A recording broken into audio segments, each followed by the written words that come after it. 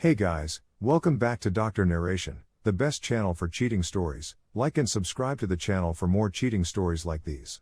I still regret it. Even after 35 years, I still have mixed feelings about leaving. My motivation for posting this is unclear, but I feel the need to get it off my chest. I, 60, married my high school sweetheart when I was 18 years old. He was well-educated, bright, and charming, and the kind of guy who could hold a room's attention. He was incredibly outgoing.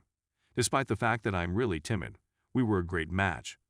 After 25 years together, we were the parents of 2 little children, and I was pleased with my life. Then my wife started a new career, and she was doing well, gaining promotions and staying on the job for extended periods of time. So you can see where this is going. By the way, you're completely wrong. I had a relationship with her. I was becoming more angry with her since she was out working late to provide for our children. She was not at home to make dinner, and I had never bothered to learn how to cook until this incident occurred. Because I didn't do it, the laundry would pile up for a few days, and I would be responsible for picking up the kids from school while she was away at work.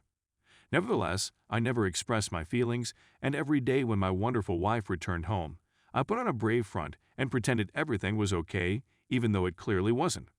I'm certain that if I'd spoken my feelings to her, she would have listened, but I didn't.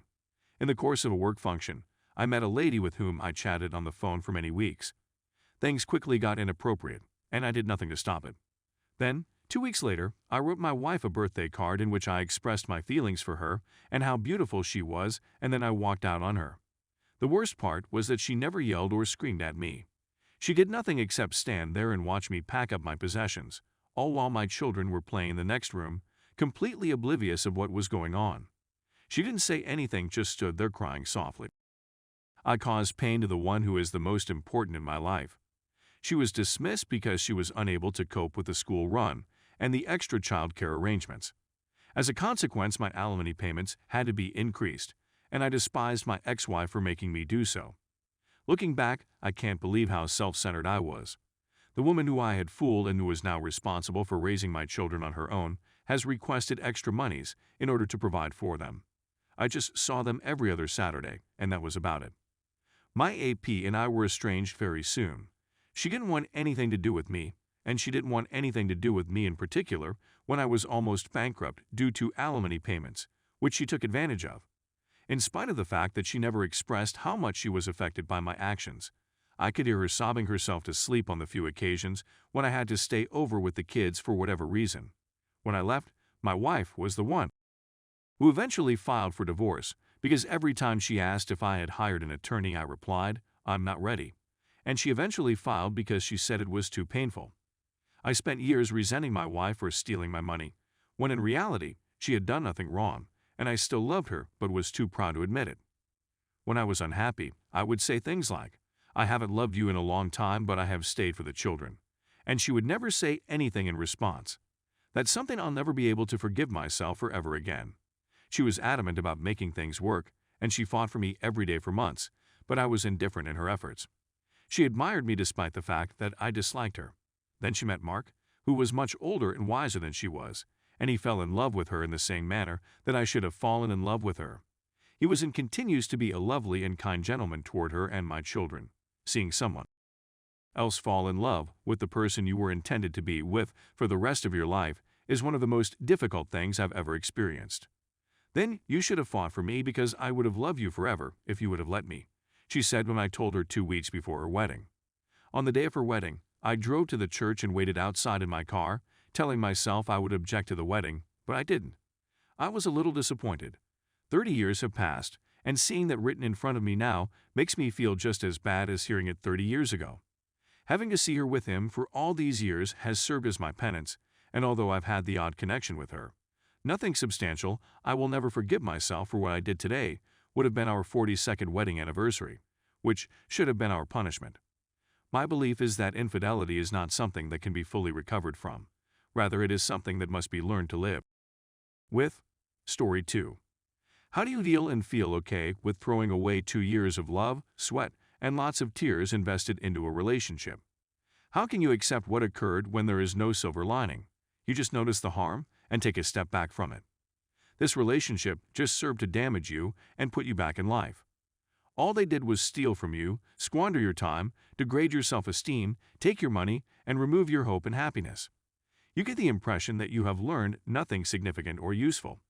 You have conflicting emotions because, on the one hand, you still care for and love this person as you always have. But on the other hand, you begin to see them for who they really are and everything that they have done to you, and you become furious and disgusted with them. You are filled with rage.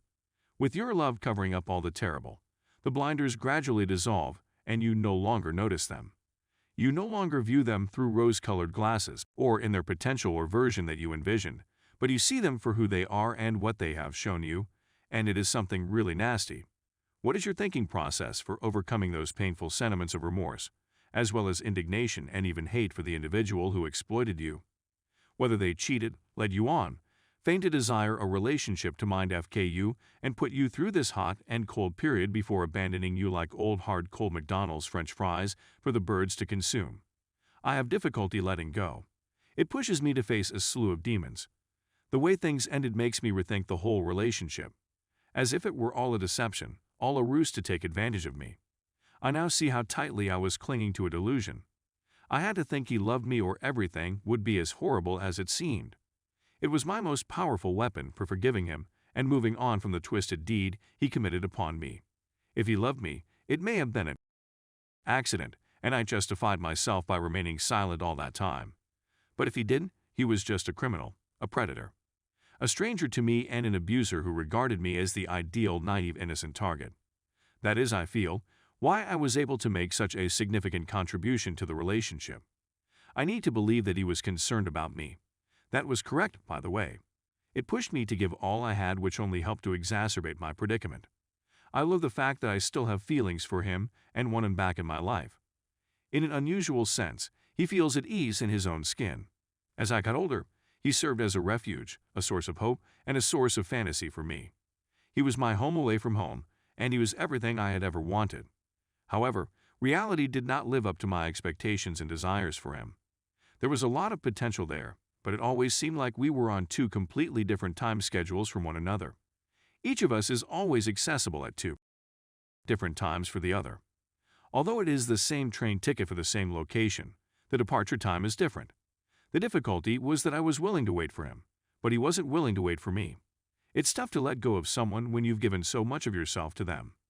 My rejection rate for legitimately good men was at an all-time high, and some of them were admittedly much better than him. The life, love, and vacations I'd given up for someone who has used me, cheated on me, humiliated and turned me into a shell of the person I used to be. Someone who wasn't even loyal to me or honest with me. I'm sick of it all. All I want is that it weren't true. It makes my heart ache. It was this man who set us up for failure, and despite my attempts to clean up his own mess, he just served to aggravate the situation. I loathe this individual and all they've done to me and put me through, as well as all of their lies and deceit. This individual is the greatest lie I have ever met, as well as the largest letdown. They are never there when you need them, and they are also the most self-centered person I have ever encountered. I provided them with several opportunities to put things right, but they decided to make things worse with each passing chance. I want to go away from them because I deserve so much more than what they are giving me. How can you go over the sentimental feelings, the deep-seated connection, and the hope that you have for someone